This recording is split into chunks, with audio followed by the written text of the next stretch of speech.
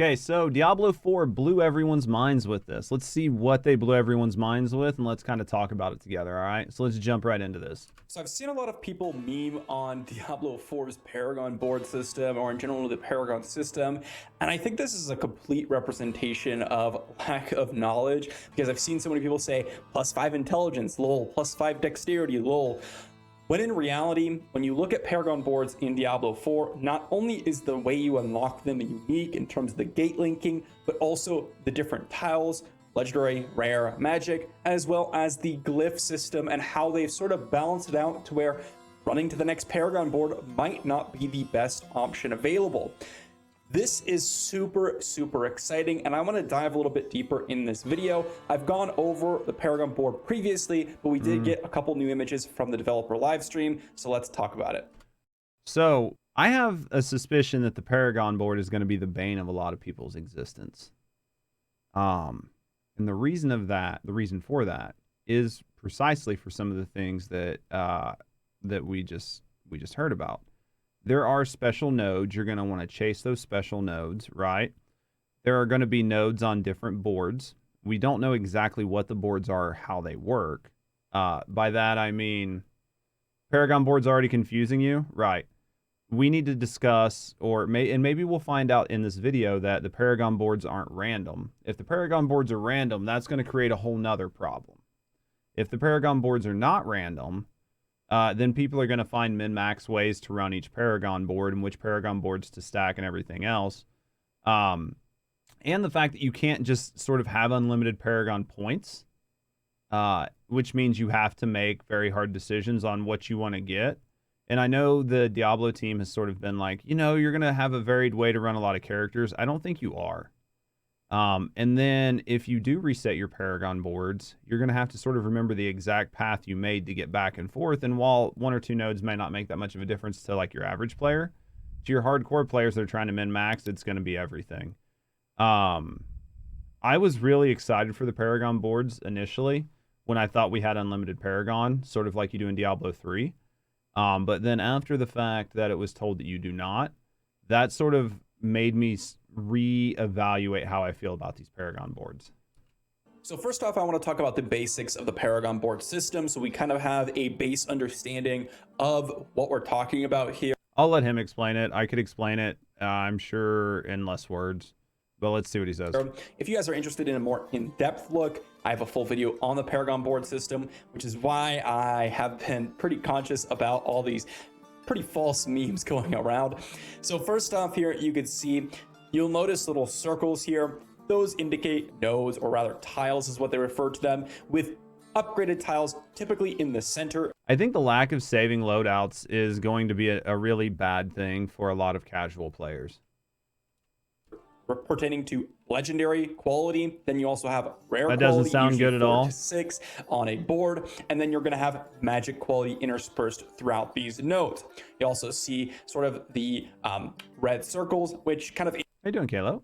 indicate a socket for glyphs, and when you put a glyph, you're going to find that they boost up a lot of your different other nodes around it, or rather they get bonuses based on how many other nodes you have. And again, here's a couple. Caleb, thank you very much, friend, for the sub. Thank you for the 17 months. How are you enjoying Dead Island? It seemed like you're loving it over there when I was watching you play it. Couple more images. If you go through, okay, I'm gonna go this way. You can pick up this rare node off to the side, a legendary node in the middle. I'm gonna come back around. I'm gonna have to try it at some point. I'm definitely going to have to try it at some point. I actually have it installed. I just haven't played it yet. To pick up this socket so I can input a glyph, right? This is kind of how it works, and you're going to have to kind of go in. Hate the fact that it's tied to currency. I think for me, the currency is going to be bad. I don't think it's going to be like cost prohibitive, but I think it's just going to be an annoyance. Do you know what I mean? How you doing, Tech? Welcome on in. I appreciate you, Tech. I think the part that pisses me off the most is that I can't save the loadouts. Do you know what I mean? I really do. I think it's going to discourage experimentation. I think people are going to go online. They're going to go to Maxroll or wherever, or they're going to go to a YouTube guide like one I put out or one anybody else puts out. They're going to look at the build and they're just going to copy it. Is it reasonable? I don't think there's gonna be that many kinks, Kaiju. Like, I don't think the game's gonna be bad. Like, I don't mean to make it sound like I think the game is gonna be bad. I actually think the game is gonna be very good. There are just a few sort of pet peeves that I have with the things that I have seen in the game so far that I think will be addressed. Like respeccing used to cost stuff in Diablo 3 and then they got rid of it. I think at some point they'll just get rid of it because it will be cost prohibitive for casual players. But I think in the beginning is sort of a way to slow people's progress. It's a way to gate without like saying that's what they're doing. What are you a beast about, Kalo? In a specific direction. And what I mean by that, well, I mean, you can't just pick up a node randomly on the opposite side of the board. You kind of have to go in a row. For example, here though, when I'm talking about these tiles, it's a pickup line. Oh my god!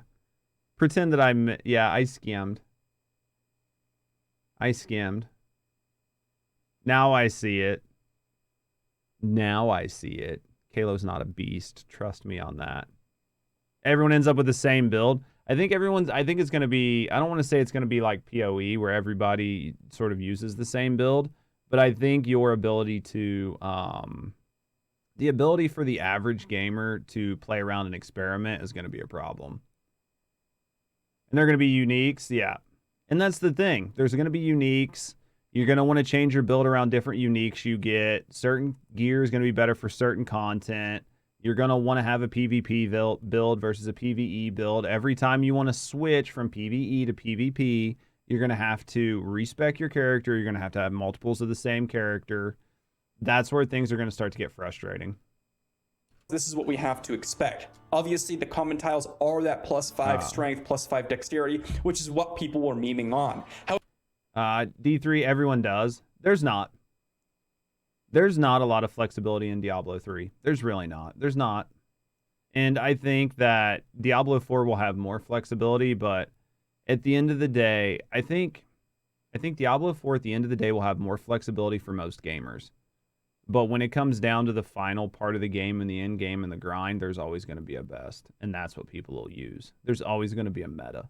However, that actually doesn't take much consideration because, well, the ones that you're really paying attention to are the magic, rare, and legendary, and even then the actual common tiles can be upgraded massively by the glyphs later on. You might notice that the legendary tiles actually have very unique bonuses, kind of like a legendary item. Same with the rare ones. We also have the sockets and glyphs, and this is what I want to focus on. Here's a few examples of what we would consider the glyphs. There are two rarities, magic and rare. I don't think I've seen legendary glyphs yet. If anyone has, or screenshot, send me it down below or join the Discord and send me it. But you can see here, we get specific bonuses based on the radius around it. For example, extra willpower is going to give us extra overpower damage, increased damage against vulnerable targets, etc. Which is incredibly, incredibly important for us to really think about min-maxing our Paragon board. It is. So I see what he's saying there, but if you look at the socket boards and everything else, the Paragon boards, while theory crafting is a good idea, and I think people should theory craft the shit out of it and come out with the best min-max builds. Once there's a list of sort of glyphs and everybody sees the boards, it's all going to be done. Do you know what I mean? Like people go, oh, okay, you need these glyphs, go in these holes. You need to be around this. So there's no way that you're going to make a board any more powerful than what Diablo has already decided you can make it.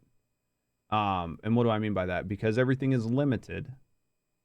And I'm assuming that the boards aren't random, that there is a preset amount of boards you can pick from, that you will only be able to take your character up to the point that the game devs intend, because there is no unlimited sort of progression. How you doing, Centaur? So I want to show this screenshot, or rather the image that they showed in the developer live stream just the other day, and that is the Don't worry, you're not missing anything. It's super blurry under my face. Upgrade glyph menu. At the bottom, you thought can it was see my some of those glasses. rares, some of those magic glyphs. You can see what they're actually doing, and an upgrade bar. So not only are these, I guess you could say, portions of the Paragon board, but they're actually progression mechanics on top of the Paragon points that you're going to be receiving. The way you upgrade these, it seems that you're going to be having to dive into Nightmare Dungeons, scaling up and up. I have not heard of Wilderness's Edge. What is that? One thing for casual, like, to determine whether items are worth saving in 3. What are your impressions of the itemization so far? I like the itemization in Diablo 4. I think the itemization in Diablo 4 is nice. And I like the fact that you can sort of like pull off legendary powers and save them and then slot them on other gear. Now, you can't just like pull some legendary power off a helmet and toss it on boots or something like that. It's the game you're working on. Oh, I know, I haven't heard of it. So I think that that is nice because it might have dropped on a helmet, but that same thing can slot on like a ring. But you don't have any good rings, and you've already got a decent helmet, you can pull the power off. So the itemization looks pretty good across the board. I think the itemization in Diablo 4, from what I've seen, looks really good. I haven't seen a cube yet. That's not to say there's not one in the game, but I haven't seen a cube yet. Itemization is absolutely terrible and a horrible foundation, but he can't pick up any specifics to it. Yeah, you're a cube, you're a Tau. I think when somebody says something is horrible, or when somebody says something is amazing, and they can't give you clear-cut examples, then they're just following what other people say.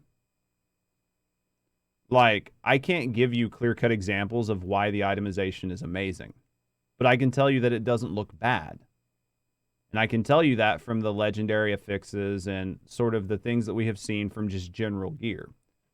It doesn't make, I can't tell you it looks great, but I can tell you it looks on par or better with Diablo 3. And it looks closer to something like Last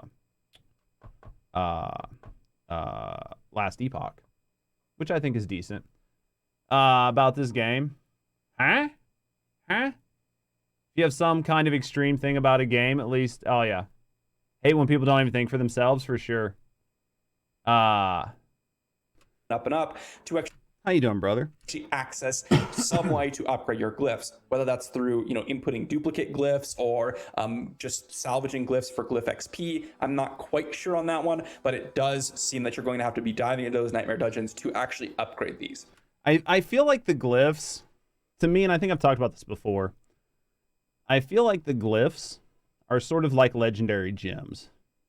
So they're going to add powers. You can only have so many of them. The game's going to regulate it. And then depending on the glyph, it'll probably have a max level. So something like an LOD in Diablo 3 doesn't go as high as, say, a trapped gem. And that's how they limit sort of like crazy exponential powers and growth. How's Connecticut? Now you'll notice that you can increase the radius, as it says current level 1, next radius at level 15, but below that it says for every 5 intelligence purchased within the range, and when it says purchased, it means like unlocked with the nodes, you're going to deal 3% increased poison damage. After that, it says poison damage effects have a 10% chance to deal double the amount of damage over their duration. So already a very unique bonus in terms of dealing potential double damage for a small chance. So the glyphs, though, I mean, like, I see what he's saying and pointing out, but the glyphs are going to be no different than sort of the rare and legendary nodes that you can find, like, throughout the board. The only difference is you can upgrade their power, and for the other ones, you can't. So the ones you find on the board, you just grab. So it seems like sockets are going to be more important. It's the Delaware of New England. It's the Indiana of the Midwest. Awful and uneventful. I resemble one of those. How dare he say there's no data? But more importantly than that, we have that massive poison damage increase, okay? And not all glyphs are made equal. Not all glyphs are going to be really good. However, this one could potentially be really, really amazing, the one that they show here, because if we have some poison-based damage builds, we could be doing massively increased You knew damage you were throwing the through darts, that. I And see. this is where the Paragon board gets interesting, because not only do we have the ability to unlock those legendary node or legendary tiles, the rare tiles that give us specific bonuses, but we also have those glyphs which get upgraded based on how many points we want to put in the surrounding area. And in fact, this makes it so that, hey, do I want to keep unlocking Paragon boards, or do I want to go for a specific Paragon board and capitalize on the glyph that's in there, or the socket which we put a glyph in there?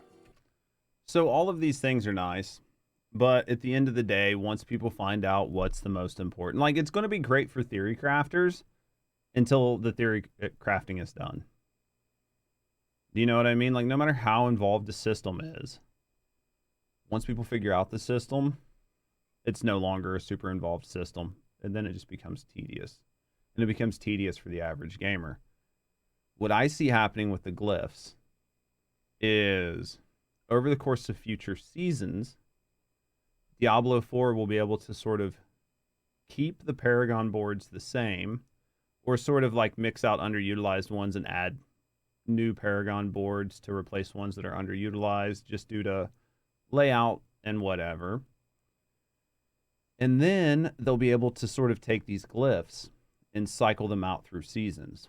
So some seasons they might focus more on poison. So you'll see a lot of poison glyphs. And then some they might focus more on like overpower or crit chance. And they'll be able to cycle in and out all these different glyphs. And I do maintain that they will be regulated by how high of a level you can get them to sort of keep the multipliers from going crazy. This is what I think is super innovative about the Paragon system. Generally speaking, if you look at any sort of, Path of Exile or Diablo 3, I mean, Diablo 3 is way simpler than Path of Exile, or even, sort of Diablo 2, but Diablo 3 here, or Path of Exile, sort of has the most complicated Paragon system. In that case, it's sort of a skill tree where you're going through and you're picking up different nodes, you go different directions, etc. This one's a little bit interesting because instead of, picking a direction and going for a specific strategy, you may just want to go ahead and capitalize on one Paragon board rather than just moving your way through the progression system. That's still a strategy. I just want to point that out. So in Path of Exile, if you pick a path and you go a path to unlock certain nodes, that would be a strategy. And then if in Diablo 4, you decide you want to pick a path and go a path and unlock additional boards because you're going for legendary nodes or rare node unlocks, or because you want to go for a specific amount of sockets, those are all still strategies. Like, those are just different ways. It's no different than what is happening in Path of Exile. It's just instead of one mega board, you have multiple smaller boards. System. I think Path of Exile's tree is extremely innovative itself, and I think Diablo 4 has kind of done a similar thing. So I want to show you something. Let me see if I can find this, okay? I just want to show you something really quick. This is Final Fantasy X skill tree. Let's find Path of Exile skill tree. And I mean, if I'm dumb, just tell me I'm dumb. But, like, I hear people talk about how revolutionary PoE skill tree is, and it might be for ARPGs. But for, like, role-playing games and games that have been around for a long time, it's not that revolutionary. Now, I can't see all the different nodes and what all the different nodes do, but the first time I saw the PoE skill tree, I literally thought of the Final Fantasy X skill tree. I'm sure this is probably, like, maybe only a third of this size. But it's still not anything super revolutionary. And for a new player, a player that's never played Path of Exile, this right here is a fucking nightmare to look at. Now this isn't much different than the Paragon board, right? Where you'll have access to this, and then you can either go out here, or you can go out here, or you can go out here, or you can go out here. It's the Paragon system. This is the Paragon system from Diablo 4. So, or Diablo 4's Paragon system is a distilled version of PoE's system, however you want to look at it. When you first opened it and realized how much it was, when you zoomed out, dude, nope, it's very intimidating for a new player. Like when I was trying to decide which ARPG I wanted to play for a little while before Diablo 4, one of the reasons I didn't go to Path of Exile was specifically because of how involved I knew the game was. But I just wanted to kind of point out here. I just kind of wanted to point out that it looks a lot like Final Fantasy X skill tree, where they kind of want you to capitalize on potentially min-maxing this video got very long from the workout and stuff. I'm definitely going to have to cut it down. this glyph, or taking advantage of some of the rare nodes and legendary nodes on top of the sockets and glyphs here. I have played some of Last Epoch, but I haven't played any of Path of Exile. How you doing, Talon? Which I think is really, really cool, and I think that they absolutely mastered the Paragon board system, and it looks super exciting. Now, as I said at the beginning of the video, a lot of people have a big misconception with the Diablo 4's Paragon board or Paragon system, and this post kind of highlights it, where at the top of the post it says glyphs are the most powerful build-defining upgrades in the game, and they say they didn't realize the weight behind Joseph's words during the live stream when he said glyphs are more powerful than legendaries, Paragon legendaries, and even uniques until now. They are highlighting the same screenshot that I showed you earlier with the specific poison damage increasing glyph. And you can see here, they talk about how the potential could be really insane. And it is absolutely true. The damage potential on some of these glyphs can be way better than even some legendaries that are core to your build, okay? So the problem here, the biggest problem I see right now, and this is going to go back, man, I'm going to have a lot of editing on this video. The biggest issue about this whole system goes back to the fact that it costs to respec. You could have your whole build built around using legendary nodes, and then all of a sudden you get a new unique that drops, and now that unique says you need to use poison damage. Well, now you have to redo your entire Paragon board, and you need to find all these different sockets and then hope you have all of the different sort of runes to put in and upgrade them and everything else. The biggest issue I think a lot of people are going to run into is how often they have to change their Paragon board, and I bet you that respecking cost is going to come up within the first two seasons. People are going to say it's absolutely nutty, and they have to have the ability to save their loadouts. What up, YouTube? How you doing, Burns? But what's really interesting about this is before the first season starts, once people really start realizing how prohibitive it is, like I guarantee you, if the cost of respec starts showing up in like Forbes, Kotaku, and all these things, talking about how it punishes new players and how the game is basically unplayable for casual players, it'll get changed. how a lot of people don't realize this. GZ on the 1,000 para. What GRs you running now? And how a lot of people just don't necessarily see, oh, +5 intelligence, and don't really see, oh, what are the things that you can do with that? How does it interact with potentially building on other Paragon boards? That's good, or how does it interact with me grinding out a specific Paragon board for specific bonuses, okay? I think that's really interesting. Now, I will say 99% of people, maybe 90% of people, are going to load up max roll on the second monitor, and they're going to go ahead and run in and just follow exactly what they do, right? And I'm sure that they're going to have min-max builds for the Paragon system. My hope with this is that there are going to be multiple different strategies and multiple different builds. He's absolutely correct. Most people are just going to boot up max roll and do whatever max roll says, as long as they have the gear. The biggest issue right now is it's going to be gear dependent, and it's going to be glyph dependent. So if you don't have the right gears and you don't have the right glyphs, then you're going to have to run other builds. And once you get those, you're going to have to know that that is a build defining item, and then know to go look up a new build. It's going to be challenging for sure. For like a casual player, it's going to be challenging. Until everything gets put out there and flushed out. Comfortably in 2 to 4 minute range, that's good though. That's a good farming speed. Due to the Paragon system, because of how powerful the glyphs and sockets are, and it opens up more strategies. I think that's going to be really cool, and I hope that's kind of where we go. But let me know what you all think about this. I wanted to comment on it because I've been a huge proponent for the Paragon board, and I think it's a really cool idea, and they've done a really well job on it. But some people don't seem to either understand it, or they're just memeing and hating on the game because they just don't want to play it. I don't know, guys. I think that the Paragon system, is a good idea. I think it's going to allow a lot of depth to come into Diablo 4. I think that for the majority of players, it's not going to matter. They're just going to find out what's the best role they can do with their equipment, and they're going to run with it because it's too expensive to respec all the time. It's too much of a pain in the ass to constantly respec every time you get a new piece of gear or something that's build defining. People are just going to figure out where to go to target farm the things they want. They're going to grind them. They're going to get them. They're going to get OP, and they're going to kill world bosses, and that's going to be the end of the season. If the latest news that came out is accurate and it's going to take up to 150 hours for a casual player to clear all the content, then most of this stuff won't apply to your most casual players because they might barely get 150 hours in a season. I don't know, though. Let me know what you guys think. Let me know what you guys think of the Paragon system, what you're excited for, what you're not looking forward to.